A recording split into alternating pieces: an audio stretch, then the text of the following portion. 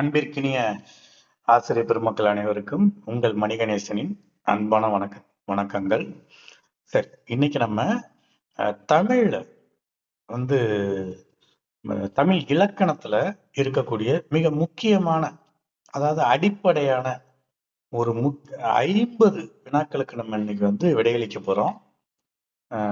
சரி, இந்த இந்த மாதிரி தேர்வு, அதில் கேட்கப்படும் வினாக்கள் இது கண்டிப்பா எதிர்வரக்கூடிய ஆசிரியர் தகுதி தேர்வுக்கு கிட்டத்தட்ட அந்த தகுதி தேர்வை எழுதவிருக்கும் உங்களுக்கு ஏதோ ஒரு வகையில நிச்சயமா பலன் பலன் தரும் என்று நான் உறுதியாக நம்புறேன்.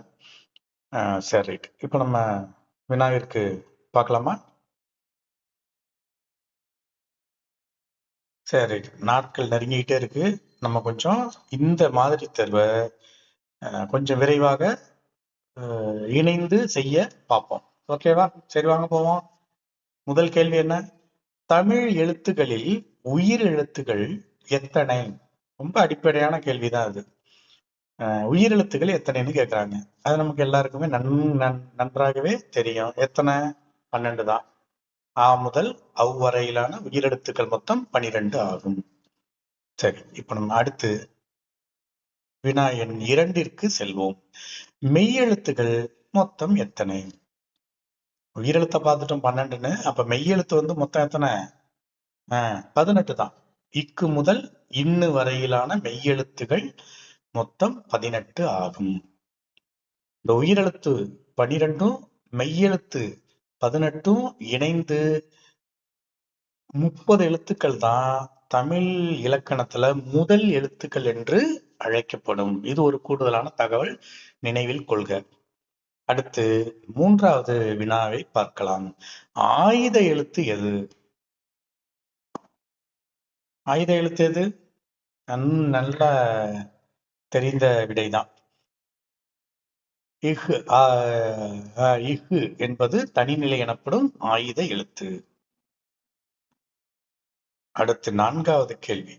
சொற்களை 4 வகையாக பிரித்தவர் யார்? சொற்களை 4 வகையாக பிரித்தவர் யார்? இந்த இலக்கணம் சார்ந்த கேள்வி அப்படின்னாலே நேரடியா தமிழ்ல இருக்கக்கூடிய பழமையான இலக்கிய நூல் தொல்காப்பியம். அதை எழுதிய ஆசிரியர் தொல்காப்பியர். அவர்தான் தொல்காப்பியர் தான் சொற்களை பெயர், பெயர், வினை, இடை, உரி, அதாவது பெயர் சொல், வினை சொல், இடைச்சொல், உரிச்சொல் என 4 வகையாக பிரித்துள்ளார். சரி, அடுத்து 5வது வினாவிற்கு போகலாம். பெயர் சொல் எத்தனை வகைப்படும்? பெயர் சொல் எத்தனை? அப்ப பெயர் சொல் 6 வகைப்படும். ஞாபகத்துல வச்சுங்க. பெயர் சொல் 6 வகைப்படும். சரி, இப்ப நம்ம அடுத்து 6வது வினாவிற்கு போகலாம். முக்காலத்தையும் உணர்த்தும் சொல் எது? அதாவது முக்காலம்னா 3 காலம். நிகழ்காலம், இறந்த காலம், எதிர்காலம் அப்படின்னு இருக்கக்கூடிய அந்த காலத்தை 3 வகையாக பிரிச்சு வச்சிருப்போம். அந்த 3 காலத்தையும் உணர்த்தும் சொல் எது அப்படின்னாலே அது வினைச்சொல் தான். செயலை உணர்த்தும் வினைச்சொல் காலத்தையும் காட்டும். முக்காலத்தையும் உணர்த்தும் சொல் வினைச்சொல். சரி, இப்ப நம்ம அடுத்து 7வது கேள்விக்கு போகலாம். ஆண்பால் வினைமுற்று விகுதி எது? ஆண்பால் வினைமுற்று விகுதி எது? ஆண்பால் வினைமுற்று விகுதி அப்படிங்கிறப்ப அதுல எது? அண்ணுதான். அதாவது வந்தான், சென்றான், அந்த சொல்ல வச்சாலே நம்ம இது ஆண்பால் வினைமுற்று விகுதி அப்படின்னு நம்ம சொல்லிடுவோம். வந்தான்ங்கிறது ஆண்பால் வினைமுற்று, வந்தாள்ங்கிறது பெண்பால் வினைமுற்று. அப்ப அண்ணுங்கிறது ஆண்பால் வினைமுற்று விகுதி அப்படிங்கிறத நினைவில் கொள்க. சரி, அடுத்து 8வது கேள்விக்கு போகலாம். வேற்றுமை உருபுகள் எத்தனை? வேற்றுமை எத்தனை அப்படின்னு கேட்டா 8. வேற்றுமை உருபுகள் எத்தனைன்னு கேட்டா 7. ஏன்னா முதல் வேற்றுமைக்கு உருபு கிடையாது. அப்ப முதல் வேற்றுமை முதல் 8ஆம் வேற்றுமை வரை உள்ளது. வேற்றுமை 8 வேற்றுமை உள்ளது. அதுல ஒரு உருபு உள்ளவை 7 மட்டும்தான். முதல் வேற்றுமைக்கு வேற்றுமை உருபு கிடையாது. நினைவில் கொள்க. அடுத்தது 9வது கேள்வி. எழுவாய் வேற்றுமை என்று அழைக்கப்படுவது எது? இப்பதான் நம்ம பேசிக்கிட்டு இருந்தோம். முதல் வேற்றுமைக்கு என்ன கிடையாது? வேற்றுமை உருபு கிடையாதுன்னு சொன்னோம். அந்த முதல் வேற்றுமையினுடைய வேறு ஒரு பெயர் தான் எழுவாய் வேற்றுமை. அதே போல 8ஆம் வேற்றுமையினுடைய வேறு பெயர் விழி வேற்றுமை அப்படின்னு சொல்லுவோம். இதையும் இந்த இடத்துல சொல்லிக்கிறேன், ஞாபகத்துல வச்சுங்க. மீதி இருக்கிற வேற்றுமை எல்லாம் முதல்ல 2ஆம் வேற்றுமை 3ஆம் வேற்றுமை இப்படியேதான் வரும். இந்த முதல் வேற்றுமை மற்றும் எழுவாய் வேற்றுமை என்று அழைக்கப்படும். அதுபோல 8ஆம் வேற்றுமை விழி வேற்றுமை என்று அழைக்கப்படும். அப்ப இந்த இடத்துல எழுவாய் வேற்றுமை என்று அழைக்கப்படுவது எதுன்னா முதல் வேற்றுமை தான். அடுத்து 10வது கேள்வி. பொருள் இலக்கணம் எத்தனை வகைப்படும்? பொருள் இலக்கணம் எத்தனை வகைப்படும்? எத்தனை வகைப்படும் அப்படிங்கிறது என்னன்னு கேட்டா, ஒரு அகம் புறம். அகத்தை பத்தி பாடுவதும் புறத்தை பத்தி பாடுவதும். அகம்ங்கிறது காதலோடு தொடர்புடையது, புறம் என்பது வீரத்தோட தொடர்புடையது. தமிழ் இலக்கியம் அதாவது குறிப்பாக சங்ககால இலக்கியம் எதை பத்தி பாடுவோம்? அகத்தையும் புறத்தையும் வீரத்தையும் காதலையும் சேர்த்து பாடக்கூடிய ஒரு தொகுப்பு நூல் தான் அந்த சங்க இலக்கியத்துல இருக்கக்கூடிய 8 தொகையும் 10 பாட்டும். அதன் அடிப்படையில பொருள் இலக்கணமாக எத்தனை வகைப்படும்னா 2 வகைப்படும். அகம், அகப்பொருள், புறம், புறப்பொருள் என பொருள் இலக்கணம் 2 வகைப்படும். அடுத்தது 11வது கேள்வி. குறுநிலம் எனப்படுவது யாது? குறுநிலம் அதாவது 5 திணைகள்: குறிஞ்சி, முல்லை, மருதம், நெய்தல், பாலை. இவை 5 திணைகள். இதுல குறுநிலம் என்று வர்ணிக்கப்படக்கூடிய ஒரு திணை இருக்கு. அந்த திணை எது?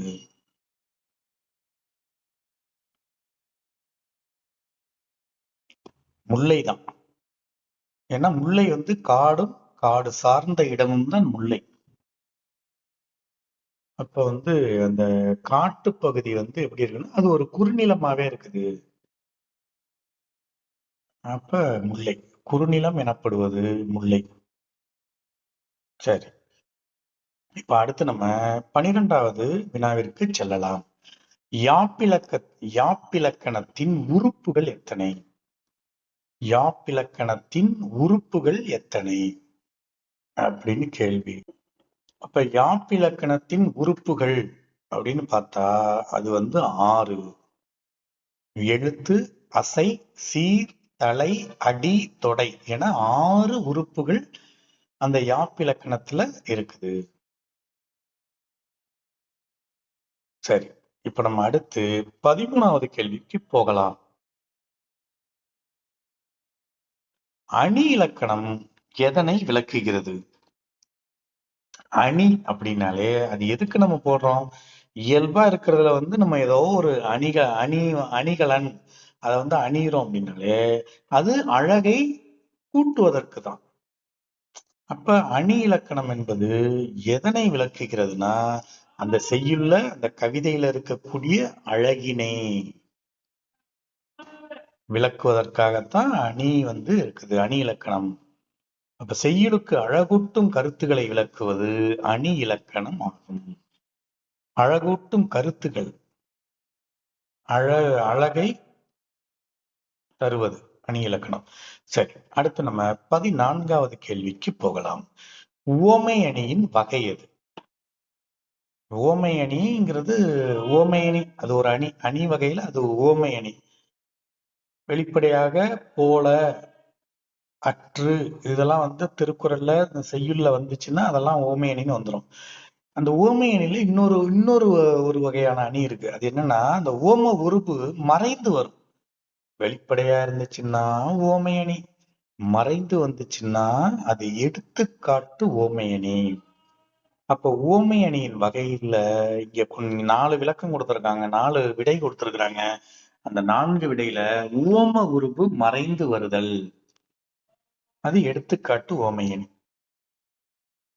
உவம உருபு வெளிப்படையாக வந்துச்சுன்னா அது ஓமையணி. ரெண்டையுமே அந்த வேறுபாட்டை புரிந்து கொள்ளவும். அடுத்து 15வது வினாவிற்கு போகலாம். மாத்திரை என்றால் என்ன? மாத்திரைன்னா நம்ம சுகருக்கு சாப்பிடுறது, பிரஷருக்கு சாப்பிடுறதுன்னு நினைச்சுக்க கூடாது. இது தமிழ் எழுத்துக்களோட தொடர்புடையது. அந்த எழுத்துக்களை உச்சரிக்கக்கூடிய கால அளவோட தொடர்புடையது அப்படின்னு நம்ம புரிஞ்சுக்கணும். அதாவது எழுத்து ஒலிக்கும் கால அளவு தான் மாத்திரை. எழுத்து ஒலிக்கும் கால அளவு. இப்ப அ அப்படிங்கிறது அது அந்த அந்த ஆங்கிற எழுத்த ஒலிக்கக்கூடிய கால அளவு. ஆங்கிறத அதை நீட்டிதான் ஒலிச்சாகும். அப்ப எழுத்துக்கள் ஒண்ணு ஒண்ணு குறுகி ஒலிக்கும், இன்னொரு வகையான எழுத்துக்கள் நீட்டி ஒலிக்கும். இவ்வளவுதான். குறுகி ஒலித்தால் அது குறில், நீட்டி ஒலித்தால் அது நெடில். அது நீட்டிக்கிட்டே ஒழிச்சுச்சுன்னா அளபடை. ஆன்னு சொல்லிக்கிட்டே இருந்தோம்னா அது அளபடை. அவ்வளவுதான்.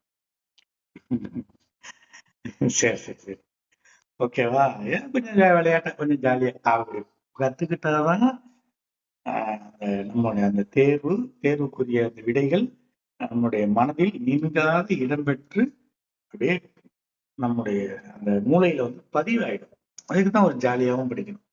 ஒரே ட்ரையாவும் அப்படியே ஒரு மாதிரி போகக்கூடாது. ஓகே, சரி. இப்ப நம்ம அடுத்து 16வது கேள்விக்கு போவாங்க. மெய்யெழுத்துக்களின் மாத்திரை அளவு என்ன? முன்னாடியே சொல்லிட்டோம், மாத்திரைன்னா எழுத்தினுடைய ஒலிக்கும் கால அளவுன்னு சொல்லிட்டோம். அப்ப மெய்யெழுத்துக்கள் இக்கு, இங்கு, இச்சு, இந்த வார்த்தை இதெல்லாம் சொல்லி பார்த்தாலே இது இக்கு, ஆ, இக்கு. இந்த ஆங்கிறப்ப குறில் எழுத்து தான் சொல்றோம். அது கிட்டத்தட்ட ஒரு மாத்திரை அளவுக்கு இருக்குது. குறில்ங்கிறது ஒரு மாத்திரை அளவு. ஆங்கிறது நெடில் 2 மாத்திரை அளவு. இக்குங்கிறது பார்த்தா இடைப்பட்டதா இருக்கு. குறிலாவும் இல்ல, நெடிலாவும் இல்ல சார். அது ரொம்ப டக்குன்னு ஷார்ட்டா முடிஞ்சிருது சார் அப்படின்னு சொல்லி நினைக்கிறோம்ல. சில நேரத்துல அதெல்லாம் சொல்லி பார்த்தாதான் நமக்கு அந்த இது புரிஞ்சுக்க முடியும். அதாவது ஒரு மாத்திரையினுடைய அளவு என்னன்னா, ஒரு விரல் சொடக்கும் அளவு, இல்ல கண்ணிமை மூளை அளவு. நீங்க ஆங்கிற எழுத்த சொல்லி பாருங்க, ஆ ஒரு சொடக்கு தான் வரும். அதே ஆங்கிற எழுத்த சொல்லி சொல்லி பார்ப்போமா, ஆ 2 சொடக்கு வரும். அப்போ ஒரு சொடக்குங்கிறதுனால அது ஒரு மாத்திரை. 2 சொடக்கு, கை சொடுக்கு அப்படின்னு சொல்றோம்ல, சொடுக்கு போடுறது அந்த மாதிரி. அப்ப இந்த மெய்யெழுத்துக்களுடைய மாத்திரை அளவுங்கிறது என்னன்னா, அது அரை மாத்திரை அளவு. ஒரு மாத்திரைன்னு நினைச்சுக்க கூடாது. அரை மாத்திரை அளவு தான் மெய்யெழுத்துக்களுடைய மாத்திரை அளவு. சரி, இப்ப நம்ம 17வது கேள்வி போமா. குறில் எழுத்துகள் எத்தனை? குறில் எழுத்துகள் எத்தனை? அதாவது தமிழ் இந்த குறில் எழுத்துக்கள் எதை அடிப்படையா இருக்குன்னா உயிரெழுத்துக்கள் அடிப்படையா தான் இருக்கும். உயிரெழுத்துக்கள்ல இருக்கக்கூடிய 12 எழுத்துக்களை மெய்யெழுத்துக்கள் 18மே அரை மாத்திரை அளவுதான். அதை விட்டுருங்க. குறில்ங்கிறது உயிரெழுத்துல இருக்கிற 12 எழுத்துக்கள்ல எது நீங்க சொல்லி பார்த்தாலே தெரியும். அ, இ, உ, ஏ, ஓ 5 தான். குறில் எழுத்துக்கள் மொத்தம் 12. அதாவது உயிரெழுத்துக்கள் மொத்தம் 12. அதுல அ, இ, உ, ஏ, ஓ 5 எழுத்துக்கள் குறில் எழுத்துக்கள். அப்ப மீதி இருக்கிற அந்த குறில் எழுத்துக்கு அடுத்தடுத்து வரக்கூடிய இணை எழுத்துக்கள் ஆவது ஆ, இ, ஊ, ஏ, ஐ, ஓ, ஔ எல்லாமே இந்த மீதி இருக்கக்கூடிய 7 எழுத்துக்கள் நெடில் எழுத்துக்கள் என்று சொல்லப்படும். சரி பாப்போம், அடுத்த கேள்வி அது சம்பந்தமா வருதான்னு பார்ப்போம். இப்ப குறில் எழுத்துக்களை பொறுத்த அளவுக்கு 5 தான். இது ஒண்ணையும் சொல்லி பார்த்தீங்கன்னாலே ஒரு மாத்திரை அளவுலதான் ஒலிக்க வேண்டும். அடுத்து 18வது கேள்வி அதே கேள்வியில அப்ப ஏற்கனவே உயிரெழுத்துக்கள்ல இருக்கக்கூடிய 12ல 5 குறில் எழுத்துக்கள் அப்படின்னு நம்ம வகைப்படுத்திட்டோம்னா மீதி இருக்கக்கூடிய 7 எழுத்துக்களும் நெடில் எழுத்துக்கள் தான். அதுல எந்த மாறுபாட்ட கருத்தும் தேவையே கிடையாது. அப்ப நெடில் எழுத்துக்கள் எத்தனை என்று கேள்வி கேட்டிருக்கிறாங்க. 7. இதுதான் நமக்கு இங்க சரியான விடை. நினைவில் கொள்ள வேண்டும். அடுத்தது குறில் நெடில். குறுகி ஒலிக்கக்கூடிய ஓசை. நெடில் என்பது நீண்டு ஒலிக்கக்கூடிய ஓசை. குறிலுக்கான மாத்திரை அளவு வந்து 1 மாத்திரை அளவு. நெடில் எழுத்துக்களுக்கான மாத்திரை அளவு வந்து 2 மாத்திரை அளவு. அப்போ ஒரு மாத்திரைங்கிறது ஒரு கை சொடக்கு போடுற வினாடி அளவு, கண் இமைத்து திறக்கக்கூடிய வினாடி அளவு. அதுதான் ஒரு மாத்திரை. இந்த மாத்திரை இத பத்தி ஏன் சொல்றோம்னா, இந்த சம்பந்தமான ஒரு கேள்வி வந்து நம்ம டெட் ஆசிரியர் தகுதி தேர்வுல வந்துருது. போன தடவை கூட கபிலர்ங்கிற ஒரு சொல்ல கொடுத்து கூட கேட்டிருந்தாங்க. அப்ப கா அதுக்கு எத்தனை? அது வந்து குறில் எழுத்து. அது வந்து ஒரு மாத்திரை. பி பி அது வந்து குறில் எழுத்துக்களை தான் வருது. ஒரு மாத்திரை. லா ஒரு எழுத்து தான். அதாவது குறில் தான். அதுக்கு ஒரு மாத்திரை. இரு அது வந்து மெய்யெழுத்து. அதுக்கு அரை மாத்திரை. அப்ப கபிலர் என்ற சொல்லுக்கு எத்தனை மாத்திரைன்னா, காவுக்கு 1, பிக்கு 1, லாவுக்கு 1, இருக்கு அரை. அப்ப மொத்தம் 3 மாத்திரை அப்படின்னு நம்ம குறிக்கணும். அதனாலதான் அந்த மாத்திரையை கொஞ்சம் விரிவாக பேசுறோம். அப்ப இதை கொஞ்சம் புரிஞ்சுக்கணும். ஏன்னா இந்த இது மாதிரி இப்ப போன தடவை கபிலர்னு வந்துச்சு. இந்த தடவை வேற எட்டு தொகைன்னு ஒரு ஒரு வார்த்தையை கொடுத்து இதில் அடங்கியுள்ள மாத்திரையினுடைய அளவை வந்து எண்ணி எழுதுங்க அப்படின்னா அதை நம்ம செய்ய தெரியணும். ஓகேவா? அப்ப வந்து புரிஞ்சுக்கணும் நம்ம. அப்ப வந்து குறில் எழுத்துக்கள் 5. அந்த எப்படி சார் கான்னு சொன்னீங்களே அப்படின்னா, காங்கிறது எதுல இருந்து வருது? இக்கு பிளஸ் ஆன்னு வருதுன்னு சொன்னோம். அப்ப ஆங்கிறது என்ன எழுத்து? குறில் எழுத்து. அப்ப குறில் எழுத்தோட வரக்கூடிய அந்த உயிர்மெய் எழுத்துக்கள்ல வந்து அந்த காஞ்சாச்சா, அந்த அந்த அத அது அது மாதிரி கீஞ்சிச்சி இது எல்லாமே என்னது? குறில் எழுத்துக்கள் தான். அந்த உயிர்மெய் எழுத்துக்கள்ல இருக்கக்கூடிய 216 எழுத்துக்கள்லயும் குறுகி ஒலிக்கக்கூடிய எழுத்துக்கள் எல்லாம் குறில் எழுத்துக்கள். இப்ப கா, ஞா அப்படின்னு நீட்டி ஒலிக்கக்கூடிய எல்லா எழுத்துக்களுமே நெடில் எழுத்துக்கள் தான். ஏன் இந்த விரிவா சொல்றோம் அப்படின்னா, இப்ப தமிழ் மொழியை முதன்மை பாடமாக எடுத்துக்கொண்டு பாடம் கற்பித்துட்டு வரக்கூடிய நமக்கு ஓரளவு இதுக்கான விலங்குகள்லாம் ஓரளவு தெரியும், புரிஞ்சுக்குவோம். இதுக்கு இவ்வளவு டீட்டெயில்ஸ் எல்லாம் தேவைன்னு உங்களுக்கு தோணலாம். ஆனா பிறமொழி பாடத்துல அதிகம் பரிச்சயம் உள்ளவர்கள், அதுல வந்து திறமை மிக்கவர்கள் இந்த தமிழ் மொழியில இந்த அடிப்படையான சில விஷயங்களை தெரிந்து கொள்ள வேண்டியதும் அவசியம். சரி, இப்ப நம்ம அடுத்தது 19வது கேள்விக்கு போகலாம். வல்லின மெய்கள் எத்தனை? தமிழ்ல இருக்கக்கூடிய மெய்யெழுத்துக்கள் 3 வகையாக பகுக்கப்படுகிறது. வல்லினம், மெல்லினம், இடையினம். சரி, வல்லினம் அப்படிங்கறது இதுல வந்து மொத்தம் மெய்யெழுத்துக்கள் மொத்தம் 18. அதோட மாத்திரை அளவு அரை தான். அதை அதை ஞாபகத்துல வச்சீங்க. மொத்தம் 18 இருக்கு மெய்யெழுத்து. அந்த 18ல ஒரு 6 பிரிச்சுட்டோம்னா, 3 ஆற பிரிச்சுட்டோம்னா, ஒரு 6 வல்லினம், இன்னொரு 6 வந்து மெல்லினம், அதற்கு அடுத்த 6 வந்து இடையினம். சரி, இந்த முதல் 6ல இருக்கிற வல்லின எழுத்துக்கள்னு எதை சொல்றோம் அப்படின்னா, இந்த வல்லின எழுத்துக்கள் 6 மட்டும் நினைவில் வைத்துக் கொள்ளுங்க. முக்கியமா இதைதான் நான் என்னுடைய மாணவர்கள்ட்ட சொல்லுவேன். எப்பயுமே நம்ம வந்து வல்லின எழுத்துக்கள், கசட தபர, மெல்லின எழுத்துக்கள் அப்படின்னு ஒண்ணா அப்படி நம்ம படிச்சுக்கிட்டு இருப்போம்.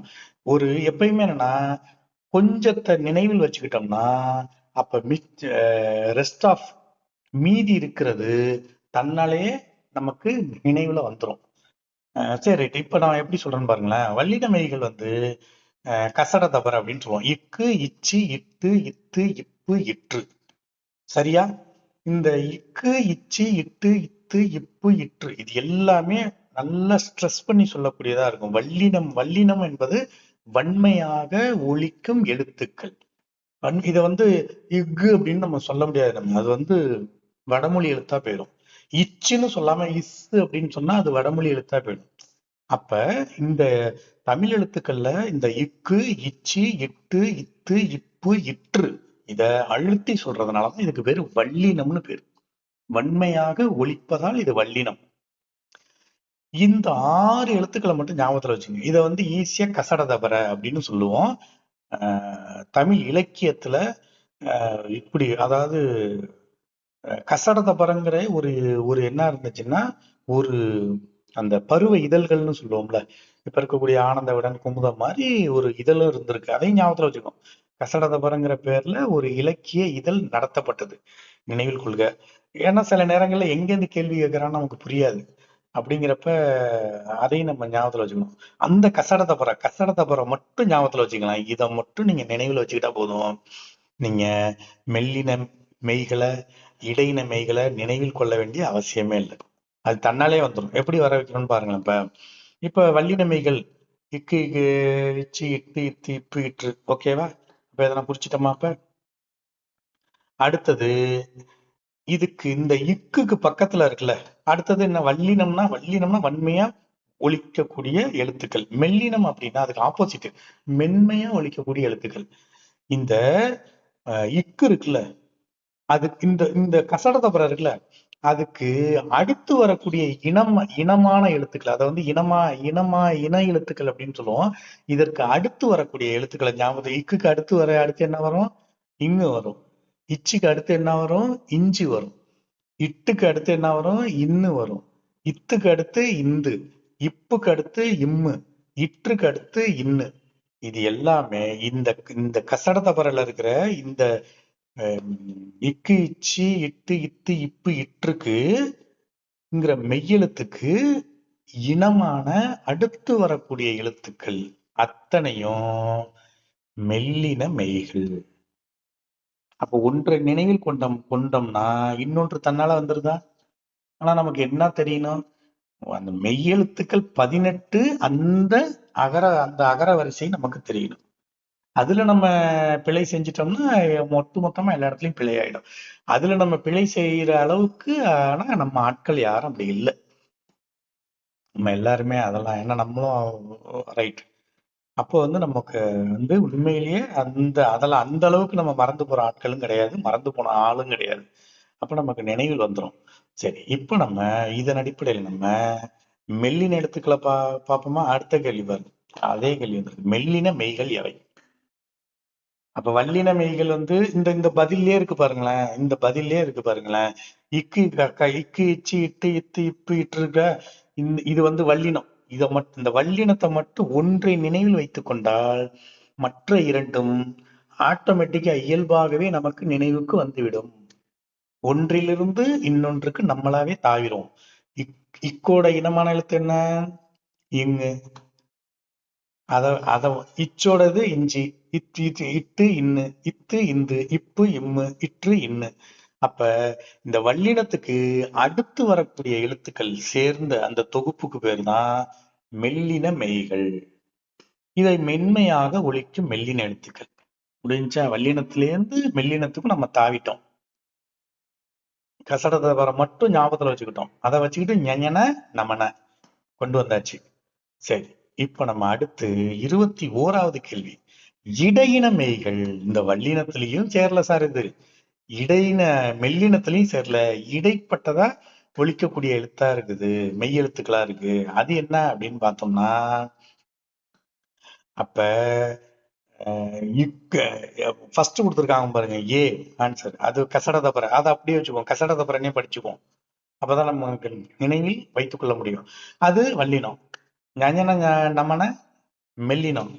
அப்ப இது ரெண்டுலயும் இல்லாத அடுத்து வரக்கூடிய சீல இருக்கிற அ, ஆ, இ, ஈ, அது உயிரெழுத்துக்கள். அப்ப இந்த வல்லினத்திலையும் மெல்லினத்திலையும் இல்லாத எழுத்துக்கள் ஒரு ஒரு 6 இருக்கு பாருங்க. அது வந்து இ, இரு, இல்லு, இவ்வு, இல்லு, இல்லு. இத வந்து எரள வழல அப்படின்னு சொல்லுவோம். இந்த எரள வழல அப்படிங்கிற இந்த எழுத்துக்கள் தான் இடையின மெய்கள் ஆகும். இது வன்மையாகவும் ஒலிக்காம மென்மையாகவும் ஒலிக்காம ஒரு இடைப்பட்ட கால அளவுல ஒலிக்கக்கூடிய எழுத்துக்களா இருக்குது. சரி, அப்ப வந்து அடுத்து 22வது கேள்வி போயிடலாம். சார்பெழுத்துக்கள் எத்தனை வகைப்படும்? எழுத்துக்கள் 2 வகைப்படும். ஒன்று முதல் எழுத்து, இன்னொன்று சார்பெழுத்துக்கள். முதல் எழுத்துக்கள் என்பது எதுன்னா உயிரெழுத்தும் மெய்யெழுத்தும் சேர்ந்த 30 எழுத்துக்கள் தான் முதல் எழுத்துக்கள். தமிழ்ல இருக்கக்கூடிய முதல் எழுத்துக்களை தான். அதை வச்சுக்கிட்டுதான் அது ஒன்னோட ஒண்ணு புணர்ச்சி அடைந்து ஒன்றோட ஒன்று ஒன்றாகி உயிரெழுத்தும் மெய்யெழுத்தும் சேர்ந்து சேர்ந்து சேர்ந்து சேர்ந்துதான் 216 உயிர்மெய் எழுத்துக்களை தந்துருது. இதை தவிர ஒரு ஆயுத எழுத்து இருக்கு. சரி, அப்ப சார்பெழுத்துக்கள் அப்படின்னு பாக்குறப்ப சார்பெழுத்துக்கள் எத்தனைன்னா 10 வகைப்படும். அதாவது நம்ம சொல்றக்கூடிய உயிரெழுத்தையும் மெய்யெழுத்தையும் விட்டுருங்க, அது முதல் எழுத்து. அப்ப உயிர்மெய்ன்னு பாக்குறோம், ஆயுதம்னு பாக்குறோம், உயிரளபடை, ஒற்றளபடை, குற்றிய லுகரம், குற்றிய லிகரம், ஐகார குறுக்கம், ஔகார குறுக்கம், மகர குறுக்கம், ஆயுத குறுக்கம். அளபடை அப்படின்னா நீட்டி ஒலிக்கிறது. உகரம் அதாவது குற்றிய லுகரம், குற்றிய லிகரம். அதே போல குறுக்கம் அப்படின்னா குறுக்கி ஒலிக்கிறது. ஐங்கிற எழுத்துக்கு ஒரு 2 மாத்திரை அளவு இருக்கு. அப்படி அந்த 2 மாத்திரை அளவுல ஒலிக்காம அது இன்னும் குறைந்து ஒலிச்சுச்சுன்னா அப்படி வரக்கூடிய அந்த ஐ எழுத்து ஐகார குறுக்கம்னு சொல்லப்படும். வேற ஒண்ணும் கிடையாது. குறுக்கம்ங்கிறது அதான், குறுகி ஒலிக்கக்கூடியது. சரி, அப்ப சார்பெழுத்துக்கள் 10 வகைப்படும். முதல் எழுத்துக்கள் 2 வகைப்படும். முதல் எழுத்துக்கள்ல 2ங்கிறது உயிரெழுத்து மெய்யெழுத்து. சரி, இப்ப நம்ம அடுத்து 23வது கேள்வியை பார்க்கலாம். எழுத்துகள் நிலை பெறும் இடத்திற்கு என்ன பெயர்? இந்த எழுத்துக்கள் நிலை பெறும் இடத்திற்கு என்ன பெயர்? எழுத்துக்கள் எங்க பிறக்குது, எந்த இடத்துல நிலை பெறுது, அந்த இடம்தான் அந்த எழுத்துக்களுடைய பிறப்பிடம். எழுத்துக்கள் பிறக்கும் இடமே எழுத்துக்கள் நிலை பெறும் இடம் அப்படின்னு சொல்லப்படும், இல்ல பிறப்பிடம் என்று அழைக்கப்படும். அடுத்து 24வது கேள்விக்கு போகலாம். பெயரச்சம் என எது? ரொம்ப எளிதான கேள்வி. ஆனா இதுக்கு நம்ம நல்லா பதில் தெரிஞ்சாதான் நம்மளால எழுத முடியும். பெயரச்சம், எச்சம்னாலே அது அதாவது ஒரு ஒரு ஒரு ஒரு வினை ஒரு சொல்லு முடியாம தொக்கி நிக்கிற மாதிரி இருக்கும். வந்தான் அப்படின்னு சொல்லிட்டா முடிஞ்சிட்டு, சென்றான் அப்படின்னு சொன்னா முடிஞ்ச மாதிரி இருக்குது. நல்லது அப்படின்னு சொன்னா முடிஞ்ச மாதிரி இருக்குது. அதே நல்ல அப்படின்னு சொன்னா இது ஏதோ முடியாத மாதிரி இருக்கு.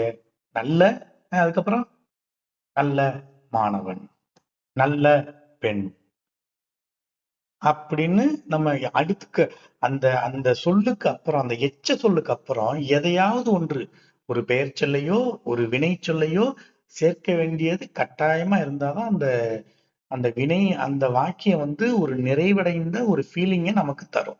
இல்லைன்னா கொடுக்காது, தொக்கி நிக்கிற மாதிரியே இருக்கும். அப்படி இருக்கிறதா எச்சம்னு சொல்லுது. அந்த எச்சம் 2 வகைப்படும், பெயரச்சம், வினையச்சம். சரி, இப்ப இங்க பெயரச்சம்னு கேட்கலாம். இந்த பெயரச்சம்ங்கிறது எதுன்னு கேட்டோம்னா, இங்க பாக்குறப்ப என்னதுன்னா வந்த வந்த பையன், வந்த பெண். அப்ப வந்த பெயர் சொல்லை கொண்டு முடியும் எச்சம் பெயரச்சம்.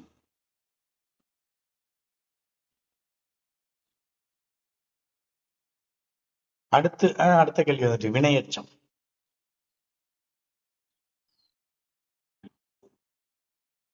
பெயரச்சம் ஆள வரும்.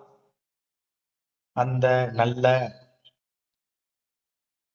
அந்த மாதிரி வரும். வினையச்சம்ங்கிறது ஊவுலையும் ஈலையும் வரும். வந்து அப்படின்னா வினையச்சம், வந்தன்னா பெயரச்சம், வந்துன்னா வினையச்சம். சில நேரத்துல இப்ப ஓடி அப்படின்னு வரும். ஓடி ஓடி சென்றான் அப்படின்னு நம்ம முடிச்சாதான் அந்த சொற்றொடர் ஒரு முழுமை பெற்றதா நமக்கு தெரியும்.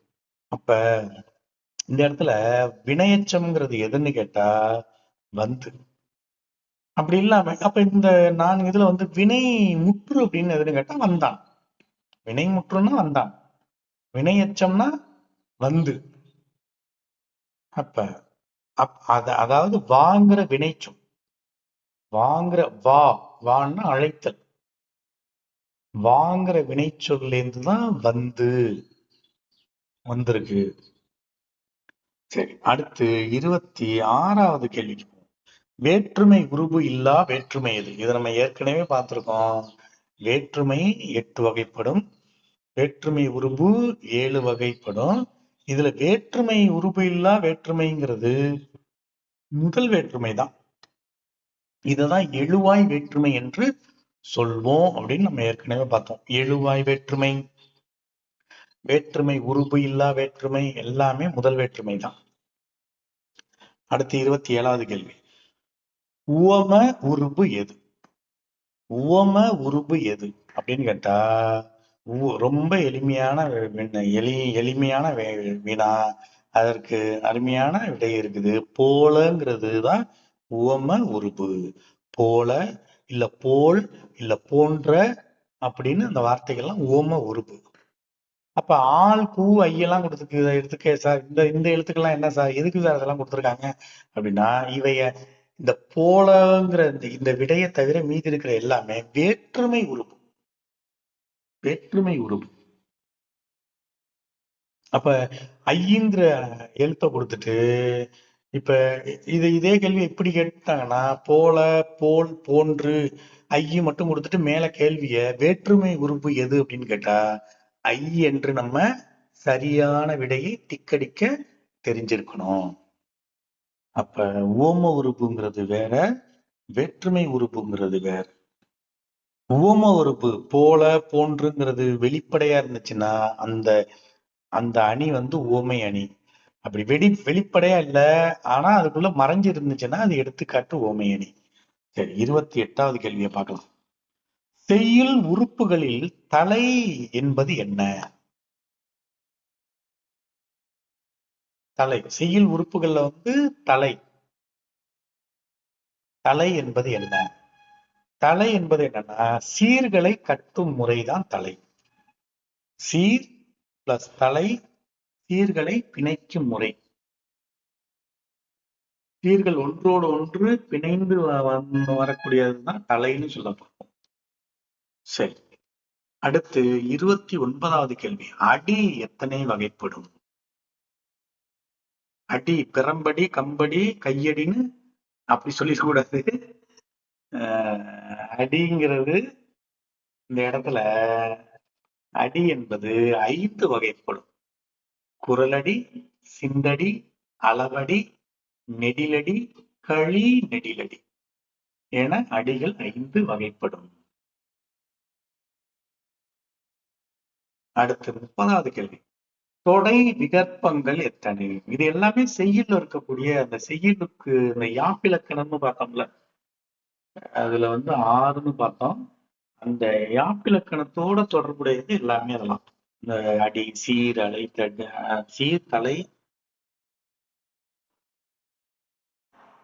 தொடை, இந்த இதெல்லாம். தொடை விகற்பங்கள் எத்தனை அப்படின்னு சொல்றாங்க. தொடை விகற்பங்கள்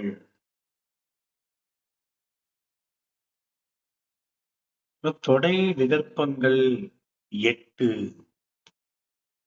மோனை, எதுகை, இயைபு, அந்தாதி, இரட்டை, அந்தாதி, செந்தொடை கொடுக்குறாங்க. சரி, 8ன்னு கொடுத்துருக்கோம்.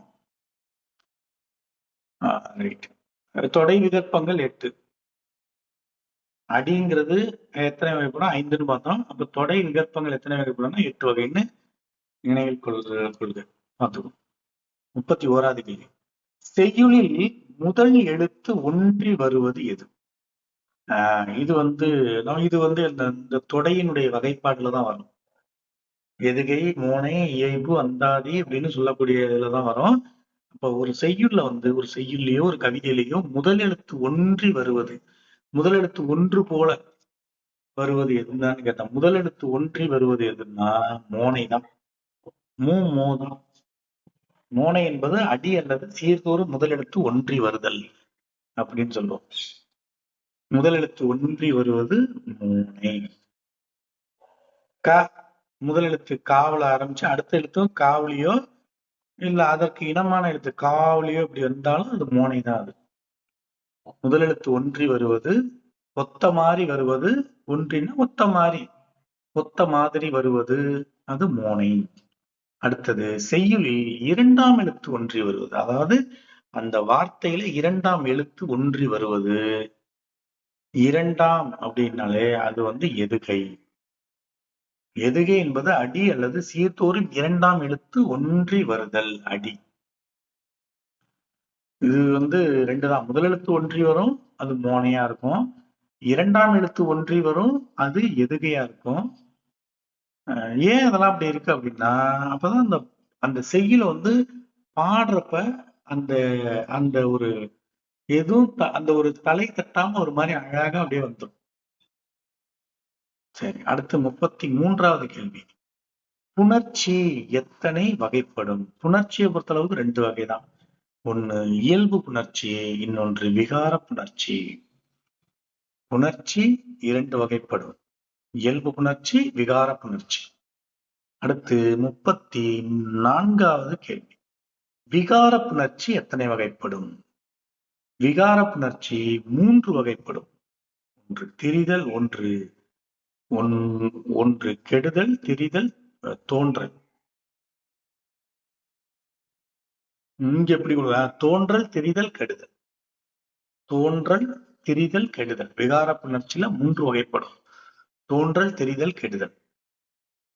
புணர்ச்சி இரண்டு வகைப்படும். இயல்பு புணர்ச்சி, விகார புணர்ச்சி. இயல்பு புணர்ச்சியில அப்படியே சேர்ந்துரும், அப்படியே சேரும். அப்படியே சேரும் அப்படின்னா இப்ப ஒரு இயல்பு புணர்ச்சியில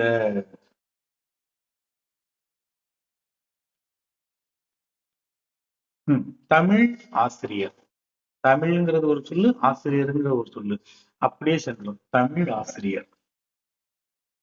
அதாவது சில வார்த்தைகள் அப்படியே இருக்கும், அப்படியே இருக்கும். ரெண்டையும் சேர்த்தோம்னா அப்படியே வந்துடும். இதை இங்கிலீஷ்ல கூட காம்பவுண்ட் வேர்ட்ஸ் அப்படின்னு சொல்லுவாங்கல்ல. இந்த விகார புணர்ச்சியில மட்டும் என்ன மாறும். மாடு வண்டி, மாட்டு வண்டி. மரம் வேர், மரவேர்.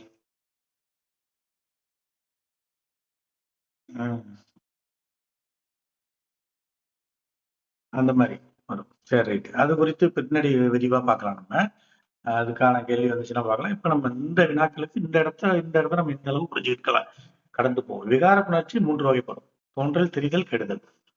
சரி, அடுத்து 35வது வினா. சார்பெழுத்துகளில் ஒன்றான ஆயுத குறுக்கம் எங்கு வரும்? சார்பெழுத்துக்களுடைய ஒரு வகைதான் ஆயுத குறுக்கம். இந்த ஆயுத குறுக்கம் சொல்லுல எங்க வரும் அப்படின்னு பாக்குறப்ப, ஆயுத குறுக்கம், ஆயுத எழுத்து பொதுவாக எங்கதான் வரும்? சொல்லினுடைய இடையில தான் வரும். இரண்டு எழுத்துக்கு இடையில தான் வரும். ஆயுதம் எப்போதும் சொல்லின் இடையில் மட்டுமே வரும். அப்ப ஆயுத குறுக்கமும் அங்கதான் வரும். சரியா? அடுத்து 36வது கேள்வி. வேற்றுமை உருபுகள் மொத்தம் எத்தனை? ஏற்கனவே பார்த்தோம். வேற்றுமை உருபுகள், வேற்றுமை 8, வேற்றுமை உருபுகள் 7. முதல் வேற்றுமைக்கு உருபு இல்லை, மற்ற 7க்கும் உருபு உண்டு. அடுத்து 37வது கேள்வி. செய்யுள் உறுப்புகளில் சீர் என்பது என்ன? இங்க சீருங்கிறது தாய்மாமன் சீர் கிடையாது. அந்த சீருங்கிறது அந்த எழுத்துக்கள், அதாவது அசைகளுடைய சேர்க்கை. நேரசை, நிறையசை, நேரசை சீர், நிறையசை சீர் அப்படின்னு சொல்லுவோம்ல, அதுதான் சீர். அப்ப இந்த இடத்துல என்ன, அசைகளின் சேர்க்கை தான் சீர். அசைகளின் சேர்க்கை தான் சீர். ஒன்று அல்லது அதற்கு மேற்பட்ட அசைகளின் சேர்க்கை சீர் எனப்படும். அசை ரெண்டு, நேரசை, நிறையசை. அப்ப நேர்நேர், இது நேரசை, நேரசை, நேரசை, நேரசை, நிறையசை, இப்படி ஒன்றுக்கு மேற்பட்ட அசைகள் சேர்ந்து வருவதுதான் சீர்னு பேர். இதெல்லாம் செய்யுளுடைய உறுப்புகள். சரி, அடுத்து 38வது கேள்வி. தமிழில் ஓரெழுத்து ஒரு மொழி எத்தனை? தமிழில் ஓரெழுத்து ஒரு மொழிங்கிறது என்ன? தமிழ்ல மொத்தம் 247 எழுத்துக்கள் இருக்குன்னு நமக்கு தெரியும். அதுல ஓரெழுத்து ஒரு மொழியா வரக்கூடிய எழுத்துக்கள் எதுன்னு கேட்டோம்னா, அதுல வேற குழப்பமே இருக்கக்கூடாது. 42 எழுத்துக்கள். ஓரெழுத்து ஒரு மொழிங்கிறது அது ஒரு எழுத்து தான். ஆனா அது ஒரு சொல்லாகவும் இருக்கும், மொழியாவும் இருக்கும். இப்ப வா அப்படிங்கிறது ஒரு எழுத்து. அதே அந்த சொல்லுக்கு என்ன இருக்கு? ஒரு பொருளும் இருக்கு. அழைத்தல், கூப்பிடுதல் அப்படின்னு. அப்ப இதான் ஓரெழுத்து ஒரு மொழி. இந்த மாதிரி நிறைய இருக்கு. நிறைய இருந்தாலும் 42 தான் இருக்கு. 247 எழுத்துக்கள்ல 42 எழுத்துக்கள் ஓரெழுத்து ஒரு மொழியாக அடையாளம் காணப்பட்டிருக்கு. சரி, அடுத்து 39வது கேள்வி. பகுபத உறுப்புகள் எத்தனை? பகுபத உறுப்புகள் எத்தனைன்னா, பகுபத உறுப்புகள் 6. பகுதி, விகுதி, இடைநிலை, சந்தி, சாரியை, விகாரம் என 6 வகைப்படும். பகுபத உறுப்புகள் 6. அடுத்து 40வது கேள்வி. பகுபதத்தின் முதல் உறுப்பு எது? இதுல பகுபதத்துல இருக்கக்கூடிய உறுப்புகள் எத்தனைன்னா 6 ஒண்ணு பார்த்தோம். அதுல முதல்ல வரக்கூடியது எது அப்படின்னு கேட்டோம்னா, அதுதான் பகுதி. பகுபதத்தின் முதலில் நிற்பது பகுதி. இந்த பகுதியில வரக்கூடியது எப்படின்னா ஒரு சொல்லா இருக்கும். வந்தான் அப்படின்னு இருக்கு. இதை பிரிக்கிறப்ப பகுபத உறுப்பிலக்கணப்படி பிரிக்கும் போது வந்தான்ங்கிறது வா அப்படிங்கிற பகுதியிலேருந்து வந்த சொல்லாது. நீ வெறுமனே வான்னு போடக்கூடாது, குறியில போடக்கூடாது, நெடியில போடணும். வா, வான்னு சொன்னாதான் அதுக்கு அர்த்தம் இருக்கும். இந்த பகுதி பொதுவாகவே அது ஒரு ஓரெழுத்து ஒரு மொழியாக இருக்கும். இல்ல 2 சொற்கள் அடங்கி 2 எழுத்துக்கள் அடங்கி அது ஒரு சொல்லாதான் இருக்கும். பொருள் கொடுத்த எழுத்துக்கள் இணை தனியாகவோ இணைந்தோ பொருள் தந்தால் அதுதான் சொல்லுன்னு பேரு. இந்த பகுபதத்துல இருக்கக்கூடிய உறுப்புகள்ல பகுதி என்பது ஒரு சொல்லாகவே அமையும். சரி, அடுத்து 41. எழுத்துக்களின் வகைப்பாட்டில் உயிர்மெய் என்பது என்ன? உயிர்மெய் என்பது எழுத்துக்களுடைய வகைப்பாடு நம்ம ஏற்கனவே பார்த்தோம். எழுத்துக்கள் 2 வகைப்படும். முதல் எழுத்து, சார்பெழுத்து.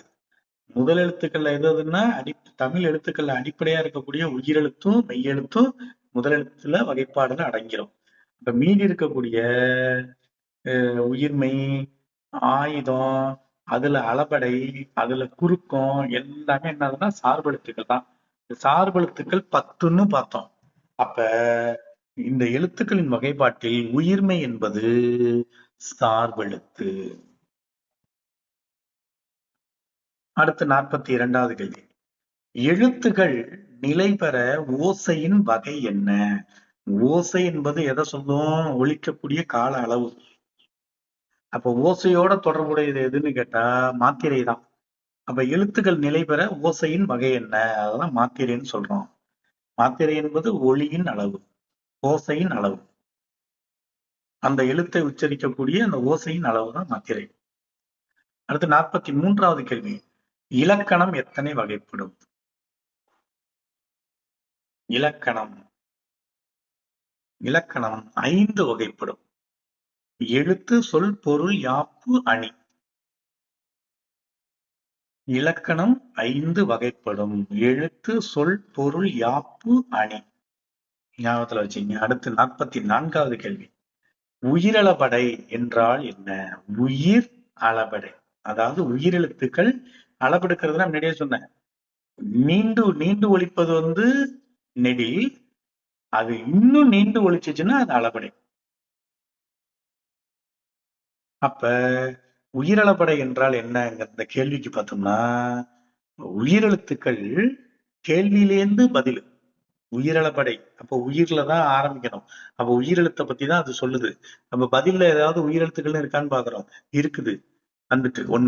ஒரு மெத்தட்ல கண்டுபிடிச்சிட்டோம். இன்னொன்னு, அந்த இருக்கக்கூடிய 4 விடைகளை விரிவா விளக்கமா வினாவிற்கு நெருக்கமா இருக்கக்கூடிய விடையா எது இருக்குன்னு பாக்குறோம். அதன் அடிப்படையில பார்த்தாலும் உயிரெழுத்துக்கள் டி தான் ஆன்சரா வருது. உயிரெழுத்துக்கள் நீண்டு ஒலித்தல் தான் ஆன்சரா வருது. அப்ப அதுதான் விடை. உயிரெழுத்துக்கள் தமக்குரிய மாத்திரையிலிருந்து நீண்டு ஒலிப்பது அளபடை. ஒவ்வொரு எழுத்துக்கும் ஒரு ஒரு மாத்திரை அளவு இருக்குன்னு பார்த்துட்டோம். அந்த மாத்திரை அளவுல இருந்து நீண்டு ஒலிச்சுச்சுன்னா அளபடை. 2 மாத்திரை அளவுல ஒலிக்கக்கூடிய ஒரு எழுத்து 3 மாத்திரையில ஒலிச்சுச்சுன்னா அளபெடுக்குதுன்னு அர்த்தம். சரி, ஒரு மாத்திரை அளவுல ஒலிக்கக்கூடிய ஒரு எழுத்து அரை மாத்திரை அளவுக்கு ஒலிச்சுச்சுன்னா அது என்ன ஆகுது? இது குறுக்கம். அது அளபெடைக்கு அப்படியே ஆப்போசிட் குறுக்கம். அதனாலதான் ஐகார குறுக்கம், ஔகார குறுக்கம், மகர குறுக்கம் அப்படின்னு சொல்லப்படுது. குறுக்கம் அப்படின்னா குறுகி ஒலிப்பது.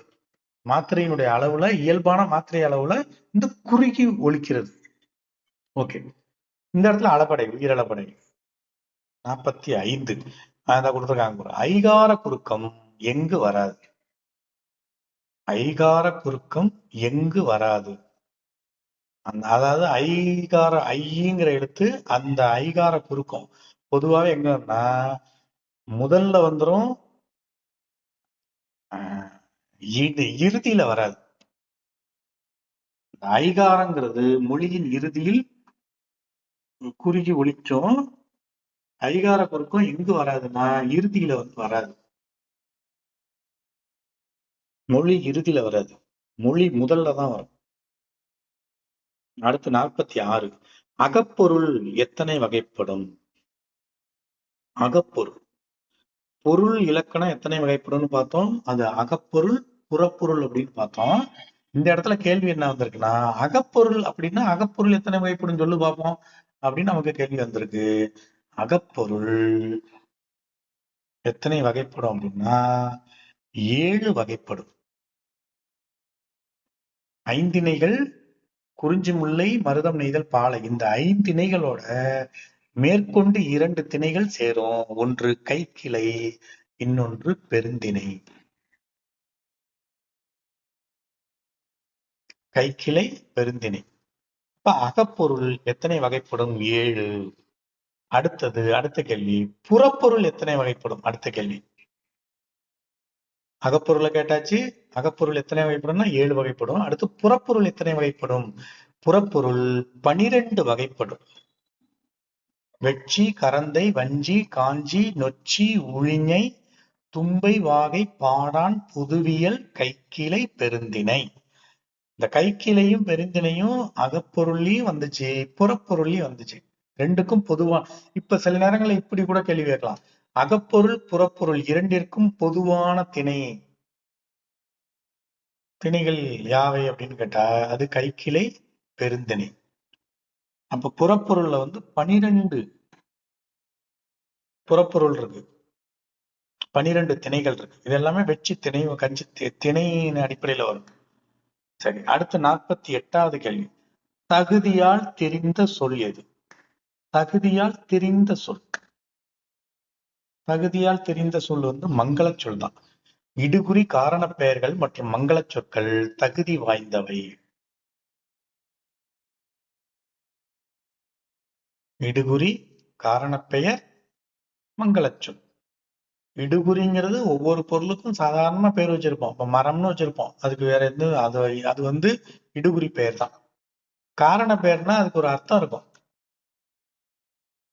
நாற்காலி அப்படிங்கிற சொல் காரண பெயர். அது என்னன்னா 4 கால்களை உடைய ஒரு மரத்திலான ஒரு பொருள். அதனால நாற்காலி அப்படின்னு சொல்றோம், அது காரண பெயர். மங்கள சொற்கள் அப்படின்னா சொல்லுவாங்க, அவச்சொல்லா சொல்லாதே, மங்கள சொல்லா சொல்லு. செத்துட்டாருன்னு சொல்ல மாட்டோம், இறைவனடி சேர்ந்தார் அப்படின்னு சொல்லுவோம். இல்லைன்னா உயிர் நீத்தார் அப்படின்னு சொல்லுவோம். அந்த மாதிரி மங்களமா சொல்றது அது மங்கள சொல். விளக்க வெள்ளி செவ்வாயில விளக்க எரிய அகல் விளக்கு இல்ல காமாட்சி விளக்கு எரியும்.